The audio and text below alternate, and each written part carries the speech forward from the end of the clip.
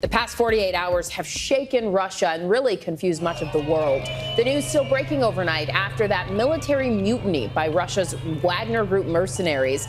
Those forces were 120 miles south of Moscow yesterday, apparently ready to strike the Russian capital, when suddenly their leader called it off. Yevgeny Prigozhin announcing he was turning his troops around and heading back to the base camps they used for the war in Ukraine. And later, the Kremlin said Prigozhin and his forces would face no criminal charges, and Prigozhin would head to neighboring Belarus. So let's get the latest developments now from ABC's Ian Pannell, live in Kharkiv. Good morning, Ian.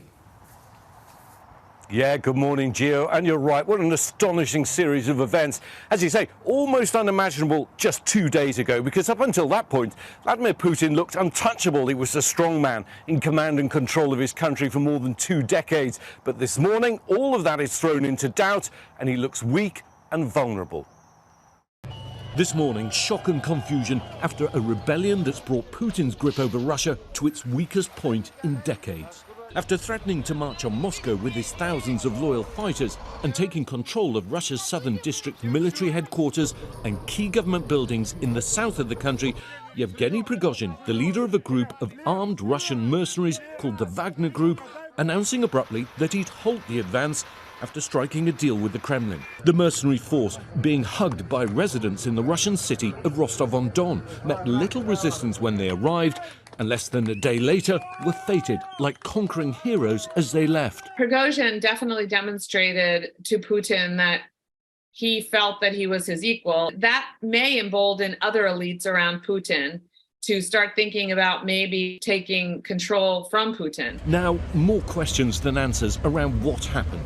According to US sources, the president of neighboring Belarus brokering a deal, Prigozhin leaving Russia for Belarus with an amnesty. Historically, Prigozhin has been a long-time Putin ally, taking his armed mercenaries around the globe, fighting and securing business interests for Russia, most recently on the front lines in Ukraine. But Prigozhin's relationship with Russia's senior military leadership deteriorated to the point where he suddenly declared an armed revolt. 7:30 a.m. Prigozhin said they were at the headquarters of the Southern Military District in Rostov-on-Don and controlled military facilities and a military airfield. They were moving to Rostov through the night. Around noon, information on fighting around Voronezh appeared. Around 3:30 p.m., a column of Wagner fighters were noticed near Lipetsk.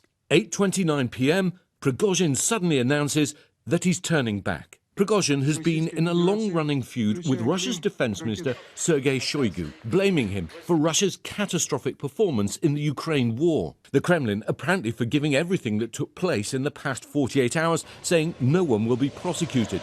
But despite the quick reversal, Putin looks weakened and questions about what this means for the war in Ukraine. President Zelensky commenting on the turmoil in Russia, saying Putin is obviously very scared and created this threat himself. His spokesman, Mikhailo Podolyak, sitting down to discuss the dramatic events in Russia. Given what we've seen happening in Russia, do you believe we're now at the beginning of the end of the war in Ukraine?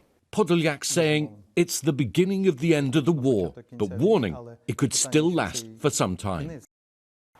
Well, it's still not clear, actually, if Yevgeny Prigozhin has actually gone to Belarus yet or not. And we don't know what kind of deal was made. But I think it's fair to predict that we haven't seen or heard the last of Yevgeny Prigozhin. Gio?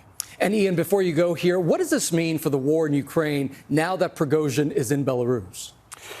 It's a very good question. I think, firstly, had this rebellion gone further, it would have benefited Ukraine more, because instability inside Russia and amongst Russia's military would have given the Ukrainians an opportunity, especially if Putin had had to draw some of the troops from here into Russia to try and stop the advance of Wagner.